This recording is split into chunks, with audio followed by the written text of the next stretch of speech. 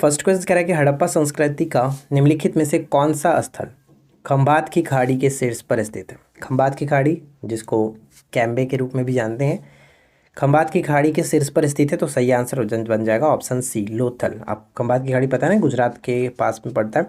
तो गुजरात के पास कौन सा था, ये लोथल था। लोथल के संदर्भ में हम बहुत सारी चीज़ें जानते हैं हड़प्पा के संदर्भ में। तो यहाँ पे देखिए कुछ पॉइंट्स मैंने लिख रखा है। लोथल को लघु हड़प्पा के नाम से भी जाना जाता है, लघु हड़प्पा के नाम से भी जाना जाता है। यहाँ पर विश्व का सबसे बड़ा गोदीवाड़ा बंदरगाह के प्रमाण मिले, यानी हड़प्पा सभ्यता का जो बंदरगाह नगर था वो कौन सा था, लोथल ही था। और भारत में चावल के प्रथम जो साक्ष्य मिले वो यहीं से मिले। तो ये बहुत इंपॉर्टेंट हो जाता है, आप इसको याद रखेंगे। सेकेंड क्वेश्चन क्या रहा है कि कठोपनिषद में नचिकेता नामक एक युवा लड़के और किस देवता के बीच बातचीत है। निम्नलिखित में से एक देवता नचिकेता से बात करते हैं, तो बताइए। ये आपने करीब 5 से 6 क्लास में ही पढ़ा है। 6 क्लास के जो एनसीईआरटी है उसमें आपको देखने को मिला है। तो यहाँ पे सही आंसर है भगवान यम। ठीक है, यम के साथ नचिकेता की जो बातचीत है वो कठोपनिषद में देखने को मिलता है। क्वेश्चन नंबर थर्ड है कि भारत के किस यूनेस्को विश्व धरोहर स्थल को कोटड़ा टिब्बा के नाम से जाना जाता है। कोटड़ा टिब्बा के नाम से जाना जाता है। इस प्रश्न का सही आंसर अगर आपने ऑप्शन बी को गेस किया है तो बिल्कुल सही आंसर है धौलावीरा। ठीक है, धौलावीरा यहाँ पे बिल्कुल सही आंसर होगा, जिसे कोट्टा टिब्बा के नाम से जानते हैं। और धौलावीरा के संबंध में मैंने यहाँ पे कुछ पॉइंट्स लिख रखा है, जैसे देख सकते हैं। धौलावीरा को कोट्टा टिब्बा के नाम से भी जाना जाता है। यह स्थल हाल ही में यूनेस्को का विश्व विरासत टैग प्राप्त करने वाला भारत का 40वां स्थल बन चुका है। यानी हाल ही में धौलावीरा को यूनेस्को साइट्स में जोड़ा गया था। और रमपा मंदिर भी आपको पता है कि इसको भी जोड़ा गया था, जिसे रुद्रेश्वर मंदिर के नाम से भी जानते हैं। दक्षिण भारत में तेलंगाना राज्य में ये स्थित एक यूनेस्को विश्व धरोहर बन चुका है। अगला प्रश्न है कि सिंधु सभ्यता निम्नलिखित में से किस सभ्यता के साथ समकालीन नहीं थी। सिंधु घाटी जो सभ्यता है निम्नलिखित में से किस सभ्यता के साथ समकालीन नहीं थी। राइट आंसर क्या बनेगा, ऑप्शन ए हो जाएगा यूनानी सभ्यता। यूनानी सभ्यता के साथ समकालीन नहीं थे। आदि ग्रंथ का संकलन किस सिख गुरु के द्वारा किया गया। आदि ग्रंथ का संकलन किस सिख गुरु के द्वारा किया गया। तो ध्यान रखिएगा, आदि ग्रंथ जो है ये गुरु अर्जुन देव जो सिखों के 5वें गुरु थे, इनके द्वारा संकलन किया गया। यहाँ पे सही आंसर ऑप्शन बी होगा। अगर आपने एनसीईआरटी का जो अभी हमारा जो सीरीज चल रहा है उसमें चैप्टर मैंने 8 कल आपको कराया था, उसमें आपको ये चीज़ देखने को मिला होगा, मैंने अच्छी तरीके से उसमें बताया भी था। अगला प्रश्न है कि शेख बहाउद्दीन जकारिया निम्नलिखित में से किस सूफी आदेश से जुड़े हुए हैं। शेख बहाउद्दीन जकारिया का जो संबंध है निम्नलिखित में से किस सूफी आदेश से जुड़े हुए हैं। Correct answer option A, Suhrawardy. Suhrawardy यहाँ पे बिल्कुल सही आंसर है। और इसके बारे में देखिए, यहाँ पे हम पढ़ लेते हैं। सुहरावर्दी सिलसिला सल्तनत काल का प्रधान संप्रदाय था। वह एक खुरासानी थे और शेख साहबुद्दीन सहरावर्दी के शिष्य थे, जिन्होंने बगदाद में इस सिलसिले की शुरुआत की थी। यानी इस सिलसिले की स्टार्टिंग कहाँ से, बगदाद में हुई थी। शेख साहबुद्दीन सोहरावर्दी के आदेश से शेख बहाउद्दीन जकारिया भारत आए हुए थे। मुल्तान और सिंध को उन्होंने अपनी गतिविधियों का केंद्र बनाया हुआ था। नेक्स्ट क्वेश्चन बनता है कि संघ सरकार द्वारा किस कर की वसूली नहीं की जाती है। यानी संघ सरकार के द्वारा किस कर की वसूली नहीं की जाती है। तो यहाँ पे हमारा करेक्ट आंसर बन जाएगा ऑप्शन बी, कृषि भूमि पर जो आय कर होता है वो संघ के द्वारा नहीं, राज्य सरकार के द्वारा इसकी वसूली की जाती है। ऑप्शन बी, क्योंकि ये राज्य सूची के अंतर्गत आता है। भारत के योजना आयोग जिसे अब हम वर्तमान में नीति आयोग के नाम से जानते हैं, के संबंध में कौन सा कथन सही है। बताइए कि निम्नलिखित में से नीति आयोग के संबंध में या फिर योजना आयोग के संबंध में कौन सा कथन सही है। तो योजना आयोग का संविधान में कोई उल्लेख नहीं है, जो कि बिल्कुल यहाँ पे हम कह सकते हैं क्या है, सही है। ठीक है, इसका कोई उल्लेख नहीं है क्योंकि ये एक गैर संवैधानिक निकाय है। इसके सदस्य और उपाध्यक्ष का कोई निश्चित कार्यकाल भी नहीं होता है, ये भी सही। इसके सदस्यों के लिए कोई निश्चित योग्यता भी नहीं है, ये भी सही है। तो यहाँ पे कहेंगे कि सभी के सभी कथन बिल्कुल सही है। अब आपके लिए एक छोटा सा क्वेश्चन ये है कि हाल ही में फरवरी 2023 में बताइए कि नीति आयोग के नए सीईओ के रूप में किसे नियुक्त किया गया। ठीक है, आप लोग को बताना है कमेंट करके कि हाल ही में वर्तमान में नीति आयोग के नए सीईओ कौन बने हैं। अगला प्रश्न है कि औरंगजेब की मृत्यु के बाद मुगल शासकों के गद्दी पर बैठने का सही कालानुक्रम कौन सा होगा। यानी कि औरंगजेब के बाद जो उसके उत्तराधिकारी बने उनके संबंध में यहाँ पे आपको बताना है कि कालक्रम उनका क्या होगा। तो हम जानते हैं कि औरंगजेब का सबसे बड़ा जो पुत्र था मुअज्जम, जिसको बहादुर शाह प्रथम के नाम से जानते हैं, मतलब कि वो बहादुर शाह प्रथम के नाम से गद्दी पर बैठा था। तो सबसे पहला यहाँ पे मुगल बनेगा ये कौन, यानी उत्तर काल की बात करते हैं, उत्तर काल। औरंगजेब की मृत्यु के पश्चात जो मुगल काल स्टार्ट हुआ उसको उत्तर काल कहते हैं। तो यहाँ पे ध्यान रखेंगे, सबसे पहले तो आपका आएगा बहादुर शाह प्रथम। उसके बाद हम यहाँ पे देखेंगे तो सेकेंड नंबर पे जहांदार शाह बनेगा, यानी फर्स्ट के बाद सेकंड आएगा, तो फर्स्ट के बाद सेकंड 2 जगह पे मिल रहा है। उसके बाद हम देखेंगे तो फर्रुखसियर देखने को मिलेगा, तो यहाँ पे 3 होगा, उसके बाद 4। तो यहाँ पे करेक्ट आंसर ऑप्शन सी होगा। लेकिन मैं आपको अच्छी तरीके से बता देता हूँ, यहाँ पे देख लीजिए, समझ लीजिए किसके समझ में क्या है। बहादुर शाह प्रथम 1707 ईस्वी से 1712 तक ये शासक रहा। औरंगजेब की 1707 में मृत्यु हो गई, उसके पश्चात, मृत्यु के पश्चात उसका पुत्र और राजकुमार मुअज्जम जो है, मुअज्जम बहादुर शाह प्रथम की उपाधि के साथ मुगल सिंहासन पर बैठा। इसके बाद जहांदार शाह बना, जिसको लंपट मूर्ख के नाम से भी जानते हैं हम लोग। 1712 से 1713 तक ये शासन किया। उसके बाद फर्रुखसियर आया 1713 से 1719 तक। उसके बाद मोहम्मद रंगीला, जिसको मोहम्मद शाह, जिसको रंगीला बादशाह के नाम से जानते हैं, 1719 से 1748 तक इसने शासन किया। और इसके समय की जो घटना थी वो काफ़ी महत्वपूर्ण है, क्योंकि इसी के समय में यहाँ पे पढ़ेंगे तो देखिए, इससे पहले फर्रुखसियर के पहले 1 वर्ष तक करीब एक शासक था रफ़ी उद रात, ठीक है। इसके पश्चात मोहम्मद शाह रंगीला, मुगल सिंहासन पर बैठ गया। इसके शासनकाल के दौरान नादिर शाह का आक्रमण हुआ था। नादिर शाह ने मुगलों पर आक्रमण किया 1739 में। आप जानते हैं मुगलों पर जो कि हमला किया और दिल्ली को बुरी तरह से लूटा था। और नादिर शाह अपने साथ यात्रा के साथ, मतलब दिल्ली से लूटपाट के बाद अपने साथ मयूर सिंहासन को भी ले गया था। और आप जानते हैं कि मयूर सिंहासन को निर्माण किसने कराया था? शाहजहाँ ने कराया था, ठीक है, शाहजहाँ ने कराया था। और नादिर शाह को ईरान के नेपोलियन के रूप में भी जानते हैं। और इसके पश्चात आता है मोहम्मद शाह रंगीला, ठीक है। इसकी मृत्यु के बाद, यानी कि देखिए यहाँ पे हम बात करते हैं इसकी मृत्यु के बाद और भी जो शासक बने, अहमद शाह बहादुर, उसके बाद आलमगीर द्वितीय, बाकी अलग अलग शासकों के नाम आप यहाँ पे पढ़ सकते हैं। शाह आलम द्वितीय, अकबर द्वितीय और लास्ट में बहादुर शाह द्वितीय हम जानते हैं, जिसको बहादुर शाह जफर के नाम से भी जाना जाता है, राइट। चलिए, इसके बाद हमारा अगला प्रश्न ये है कि योजना में कोर सेक्टर का अर्थ क्या होता है? योजना में कोर सेक्टर का अर्थ क्या होता है? तो ध्यान दीजिएगा, योजना में कोर सेक्टर का अर्थ होता है चयनित आधारभूत उद्योग, चयनित आधारभूत उद्योग, ऑप्शन डी। आगे बढ़ने से पहले मैं आप लोगों से रिक्वेस्ट करूंगा कि अगर आपने इस वीडियो को अभी तक लाइक नहीं किया तो प्लीज़ वीडियो को ज़्यादा लाइक करिए, फ्रेंड के साथ शेयर करिए, और चैनल पे पहली बार अगर आए हैं तो यार सब्सक्राइब करके नोटिफिकेशन बेल आइकन को ऑल पे सेट कर लीजिए, क्योंकि ये चैनल आप ही लोगों के लिए इतनी कंटेंट प्रोवाइड करा रहा है। अगला है कि भक्ति आंदोलन के संदर्भ में निम्नलिखित कथनों पर विचार करिए। तो यहाँ पे देखिए 2 पॉइंट्स लिखा गया, दोनों को पढ़िए और बताइए कौन सा कथन यहाँ पे सही होगा भक्ति आंदोलन के संदर्भ में। कई बार आप इसके बारे में पढ़ चुके हैं, अभी हाल ही में मैंने भक्ति आंदोलन पे एक अलग वीडियो बनाया था, नहीं देखे तो जरूर देखिए। भक्ति आंदोलन देखिए, भक्ति आंदोलन दक्षिण भारत से अलवारों और नैनारों द्वारा शुरू किया गया, बिल्कुल सही है। जो अलवार थे ये भगवान शिव के भक्त हैं, क्या ये सही है? जी नहीं। मैंने आपको एक तरीका बताया था अविनाश याद करने का, अविनाश आपके फ्रेंड का नाम होगा, अविनाश याद रखिए। तो यहाँ से आप देख सकते हैं जो अलवार थे वो विष्णु के उपासक थे, जबकि नैनार जो थे वो शिव के उपासक थे। तो यहाँ पे अलवार शिव कह रहा है, ये गलत हो गया। तो हमारा सिर्फ और सिर्फ करेक्ट हमें क्या होगा? केवल 1 होगा। यहाँ पे सही आंसर 1 को टिक करेंगे, राइट। चलिए, अगला क्या कह रहा है कि चंद्रगुप्त मौर्य ने कौटिल्य की सहायता से, कौटिल्य, विष्णुगुप्त या फिर चाणक्य की सहायता से मगध में किसकी शक्ति को उखाड़ फेंका और 322 ईसा पूर्व में वह एक शानदार मौर्य साम्राज्य की स्थापना की। यानी कि चंद्रगुप्त मौर्य ने किसे परास्त करके मौर्य साम्राज्य की स्थापना की थी? तो नंद वंश को परास्त किया था। नंद वंश के संस्थापक कौन थे? महापद्म नंद। पुराणों में इसे महापद्म नंद कहा गया, और साथ ही साथ इसकी अन्य जो उपाधियाँ थी, सर्वछत्रांतक एकराट की उपाधि इसने धारण किया था। काला सागर बताइए किस महासागर में स्थित है?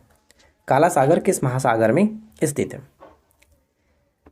इसका सही आंसर बनेगा अटलांटिक महासागर में। काला महासागर अटलांटिक महासागर का क्षेत्र में हम देख सकते हैं। और इसके संबंध में कि काला सागर के जो सीमावर्ती देश है वो कौन कौन से हैं? तो यूक्रेन, रूस, जॉर्जिया, तुर्की, बुल्गारिया और रोमानिया, ये इसके सीमावर्ती देश हैं। इससे लगती हैं किसकी सीमाएं?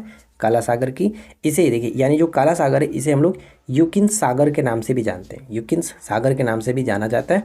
दक्षिण पूर्व और उत्तर में पोंटिक, काकेसस और क्रीमियन पहाड़ियों से ये घिरा हुआ है। चलिए आगे बढ़ते हैं।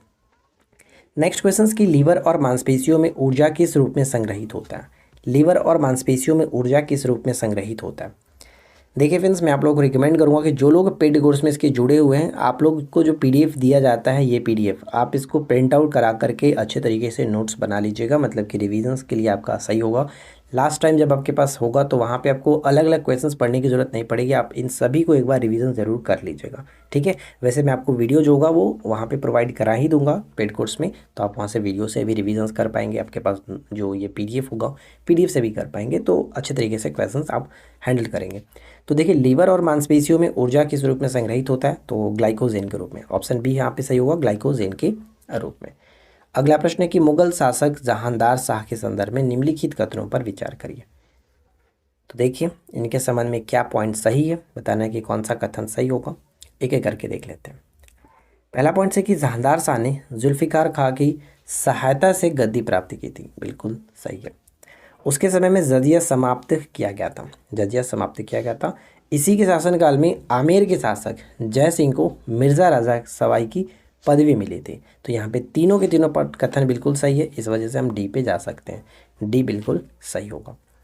अगला प्रश्न कह रहा है कि 1926 में किस स्थान पर हिंदू मुस्लिम एकता के प्रयास में स्वामी श्रद्धानंद की मुसलमानों द्वारा हत्या कर दी गई? बताइए कि स्वामी श्रद्धानंद जो थे, इनको मुसलमानों के द्वारा हत्या कर दी गई थी, कहाँ पर? तो दिल्ली में, 1926 में दिल्ली में। Option B.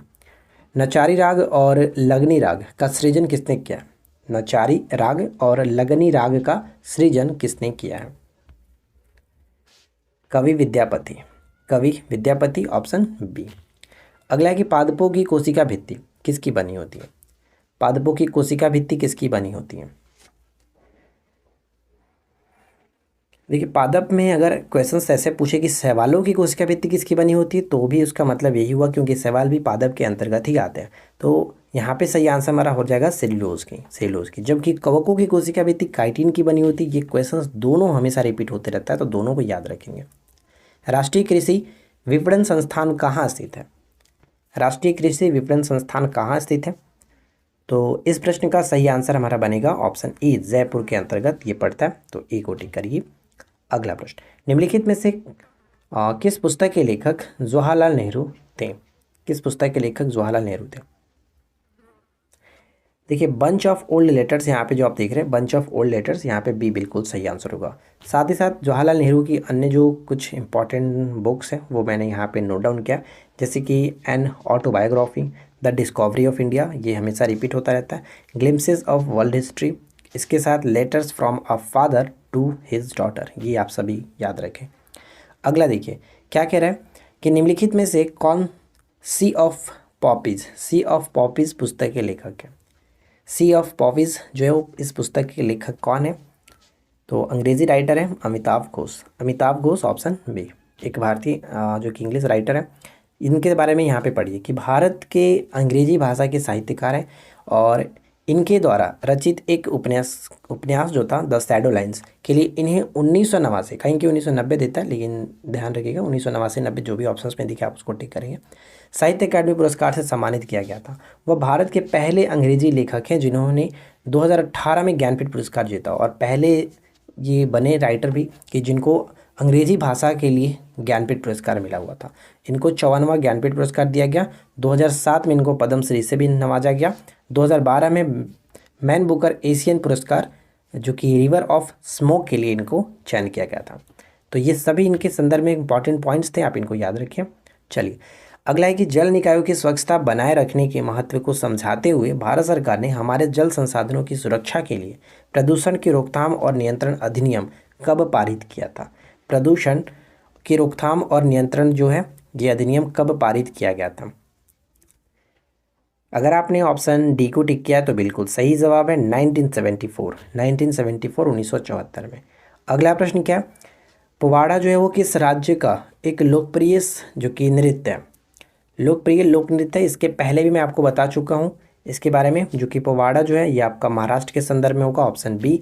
और साथ ही साथ आप यहाँ पे पढ़ सकते हैं कि जो पोवाड़ा है मराठी गाथा गीत रूप में प्रस्तुत किए जाते हैं।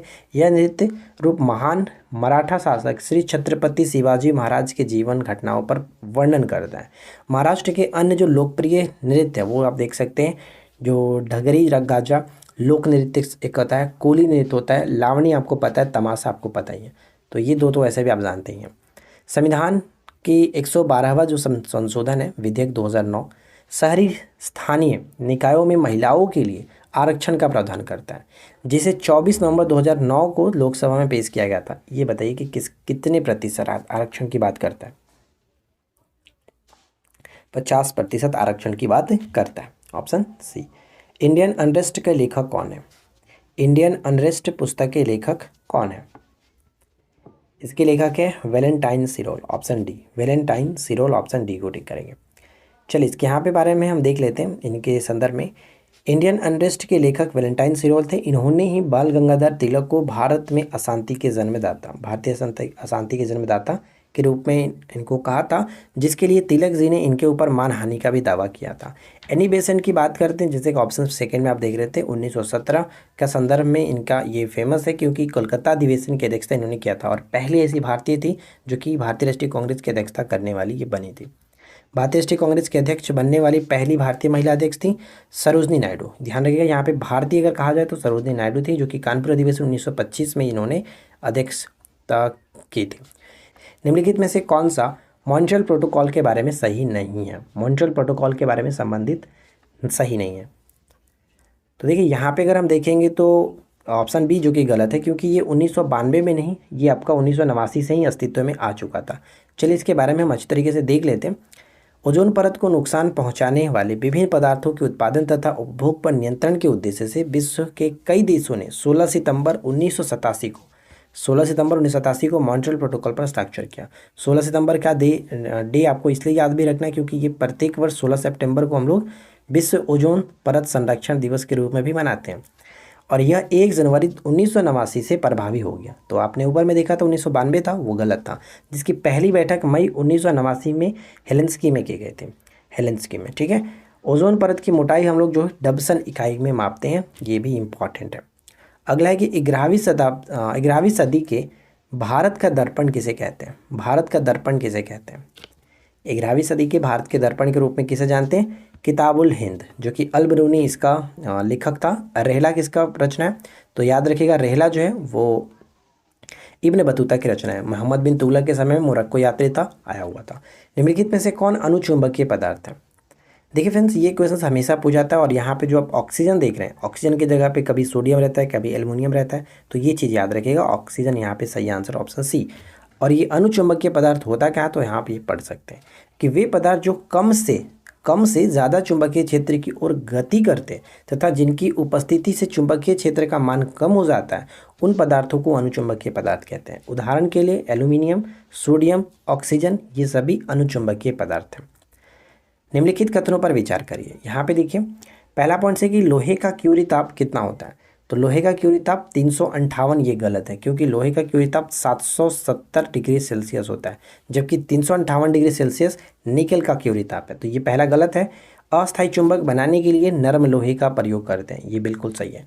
अस्थायी के लिए नरम लोहे और जबकि स्थायी चुंबक के लिए इस्पात का इस्तेमाल किया जाता है। तो सही केवल हम क्या करेंगे, ऑप्शन 2 को टिक करेंगे, केवल 2।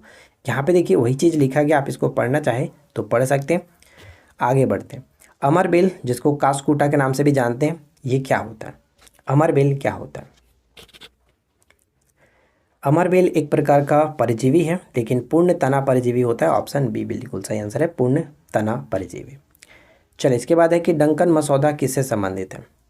देखिए डंकन मसौदा का जो संबंध है, मसौदा, डंकन मसौदा का जो संबंध है वो है आपका विश्व व्यापार संगठन से संबंधित है, ऑप्शन ए।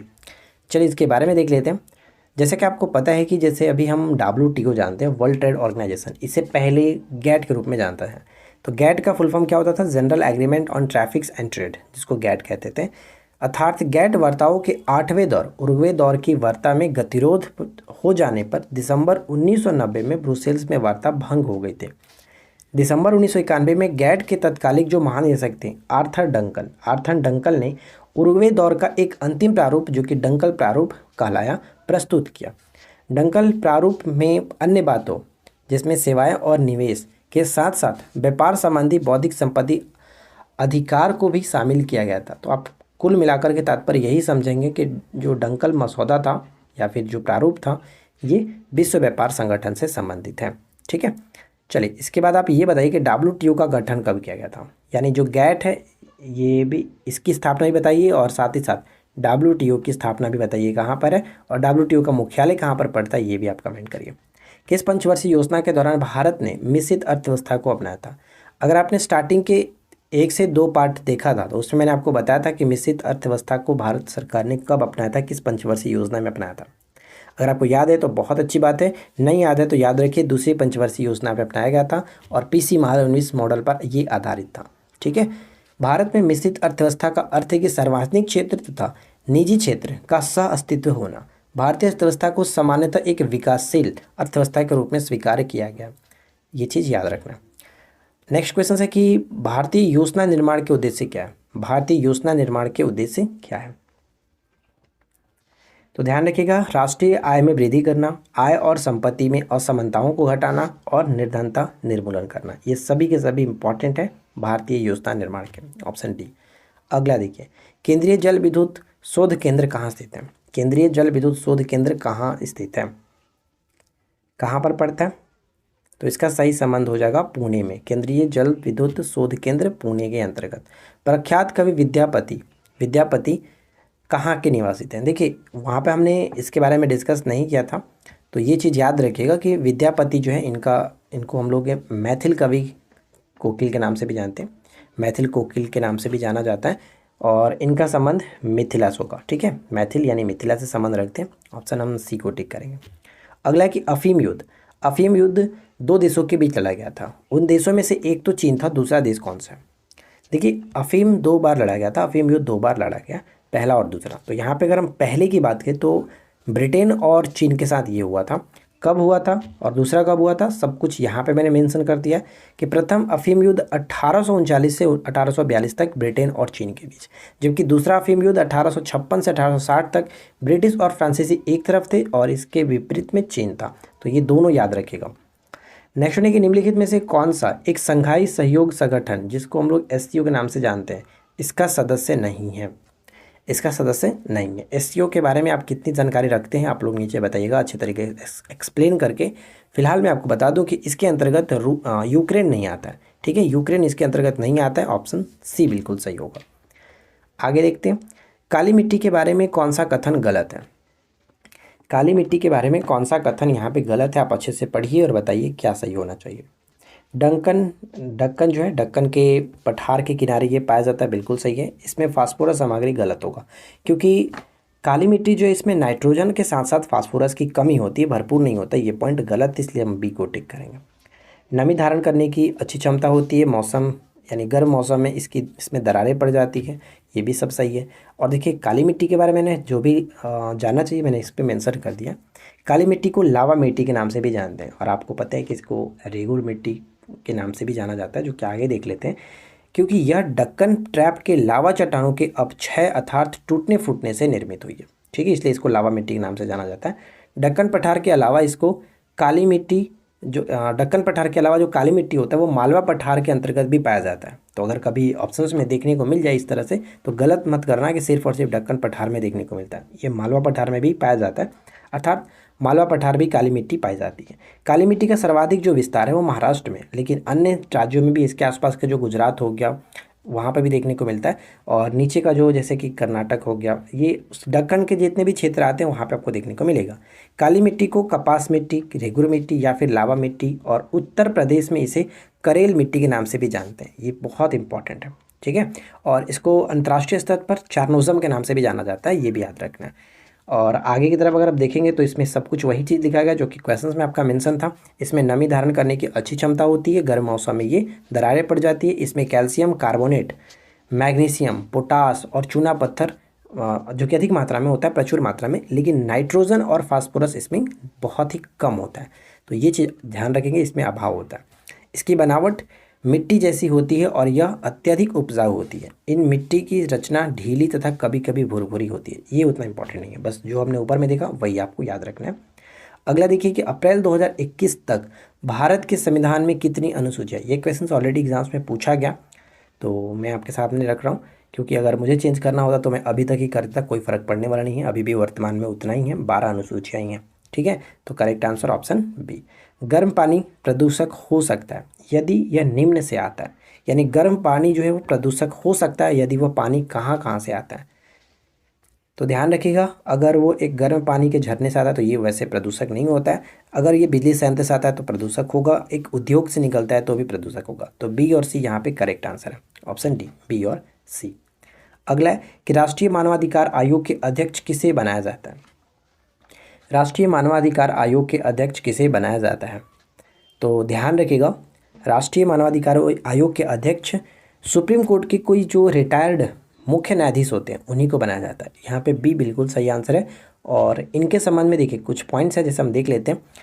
राष्ट्रीय मानवाधिकार आयोग का गठन 1993 में किया गया था। इसका मुख्यालय नई दिल्ली में। प्रथम अध्यक्ष जो थे वो रंगनाथ मिश्रा थे और वर्तमान में अध्यक्ष कौन है? तो अरुण कुमार मिश्रा। अरुण कुमार मिश्रा इसके वर्तमान में अध्यक्ष हैं। आगे देखिए, अगला प्रश्न क्या कह रहा है कि गढ़कटंगा के किस गोंड राजा ने संग्राम शाह की उपाधि धारण की थी? तो मैं आपको बता दूं कि ये जो क्वेश्चन है डायरेक्ट आपका एनसीईआरटी बुक से मैंने लिया है और अभी जो मैं पढ़ा रहा हूँ आपका वही एनसीईआरटी है। तो जो लोग एमसीक्यू अभी नहीं लगा रहे हैं, आपको बोलूँगा कि आप लोग एमसीक्यू लगा लीजिए, जरूर लगाइए। जो मैं आपको बुक पढ़ा देता हूँ आप खुद से एमसीक्यू रेडी करिए। अगर आपको खुद से एमसीक्यू रेडी करने में दिक्कत है तो भाई फिर आप हमारे साथ जुड़ सकते हैं। एप्लीकेशंस में आपको सब कुछ करा ही रहा हूँ, तो वहाँ पर भी आप आइए। देखिए यहाँ पे संग्राम शाह की उपाधि किसने धारण की थी? तो अमन दास ने धारण किया था। अमन दास, ऑप्शन बी। मैं आपको बुक में बताया था सब कुछ, तो ज़रूरत नहीं है कि अगर आपको एमसीक्यू नहीं मिल रहा है तो आप बुक को अच्छे से रीडिंग डालिए। चेरो कब पराजित हुए थे? तो ध्यान रखिएगा, मैंने आपको बताया था कि मानसिंह ने चेरो पर आक्रमण किया था 1591 में। 1591 में, ये भी आपका एनसीईआरटी का ही क्वेश्चन है, उसी चैप्टर से, चैप्टर नंबर जो कि 7 है। अगला देखिए कि सल्फर डाइऑक्साइड का प्रदूषण निम्नलिखित में से किसके अत्यधिक वृद्धि का सूचक होता है? सल्फर डाइऑक्साइड का प्रदूषण जो है वो निम्नलिखित में से किसके अत्यधिक वृद्धि का सूचक होता है? तो लाइकेन्स। लाइकेन को एक वायु प्रदूषक के सूचक के रूप में हम लोग जानते हैं। और लाइकेन जो होता है कवक और शैवाल का जो कि ये मिश्रण होता है, आप इस तरह से याद रखिएगा। अगला है कि कहा जाता है कि ताजमहल मार्बल कैंसर से ग्रस्त है। यह मार्बल कैंसर क्या होता है? मार्बल कैंसर क्या होता है? तो मार्बल कैंसर का हम अर्थ समझते हैं कि अम्लीय वर्षा जो मार्बल का क्षरण करती है उसी को कहते हैं। यहाँ पे करेक्ट आंसर ऑप्शन सी होगा, केवल 3। अगला है कि अशोक का अभिलेखीय भारतीय उपमहाद्वीप के बाहर भी पाया गया, निम्नलिखित में से किस देश में पाया गया? देखिए एक चीज़ मैंने और भी नोटिस किया था, आप लोग कमेंट कर रहे थे कि सभी ऑप्शंस का एक्सप्लेनेशन करिए। देखिए फ्रेंड्स, वैसे हम कर सकते हैं लेकिन एक ही वीडियो को अगर पूरा लंबा कर दे तो उसका कोई मतलब नहीं बन जाएगा, देखने में लोग को बोरिंग हो जाती है। ठीक है, क्योंकि कुछ लोग, मैंने वो भी कमेंट में देखा कि आप 20-25 मिनट ही लीजिए, ज़्यादा लंबा वीडियो मत करिए। तो देखिए हर किसी को देख करके चलना पड़ता है कि मान लो कि अगर किसी को लंबा वीडियो देखना है, किसी को छोटा वीडियो देखना है, तो अब सबको कुछ तो नहीं किया जा सकता ना। तो हम इसलिए अपने अकॉर्डिंग कर रहे हैं। आप लोग बस वीडियो को देखो अच्छे तरीके से और जो चीज़ें यहाँ पे बताई जा रही है आप उसी को बस करो ना, उससे ज़्यादा आपको कुछ सोचने समझने की जरूरत नहीं है। बस क्वेश्चन जो आपको दिया जा रहा है आप उसको पढ़िए। और जो मैंने आपको स्ट्रैटेजी बताया था कि क्वेश्चंस को किस तरह से आपको करना है, मैं तो यहाँ पे 25 से 30 मिनट आपसे लेता हूँ, 30 मिनट लेता हूँ, लेकिन आपको इस वीडियो के थ्रू कितने क्वेश्चंस मिलेंगे वो आपको टॉपिक निकाल करके खुद से पढ़ना है। मैंने आपको यही बताया था वीडियो में, तब जा करके आपको अच्छे तरीके से आप सही तरीके से यूटिलाइज कर सकते हैं अपने समय को। तो यहाँ पे देखिए कि अशोक का अभिलेख भारतीय उपमहाद्वीप के बाहर भी पाया गया था और वो है अफगानिस्तान। ऑप्शन ए को टिक करेंगे, अफगानिस्तान। साइक्लोट्रॉन का उपयोग किस लिए करते हैं? साइक्लोट्रॉन आपने क्लास 12th में पढ़ा होगा, जो कि एक चैप्टर्स में आपको देखने को मिलेगा फिजिक्स में। साइक्लोट्रॉन का उपयोग जो होता है वो किसके लिए इस्तेमाल किया था? तो राइट आंसर हो जाएगा कि ये आवेशित कणों को त्वरित करने में किया था। तो आवेशित कण में ऋणात्मक भी हो सकता है, धनात्मक भी हो सकता है, इसलिए बी हो जाएगा। इसके बारे में आप यहाँ पे देख लीजिए कि एक ऐसा उपकरण जिसका उपयोग आवेशित कणों या फिर आयनों को अति उच्च ऊर्जाओं तक त्वरित करने के लिए किया जाता है, इस उपकरण को साइक्लोट्रॉन कहते हैं, जिसका उपयोग प्रोटॉन, अल्फा कणों, धन कणों आदि को त्वरित करने के लिए किया जाता है। साइक्लोट्रॉन आवेशित कणों के अनुप्रस्थ चुंबकीय क्षेत्र के गति पर आधारित होता है।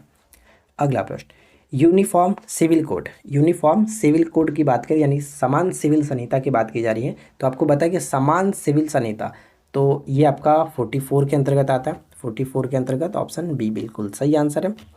अगला प्रश्न, इंडियन नेशनल एसोसिएशन की स्थापना 1876 में किसने की थी? कलकत्ता में इसकी स्थापना की गई।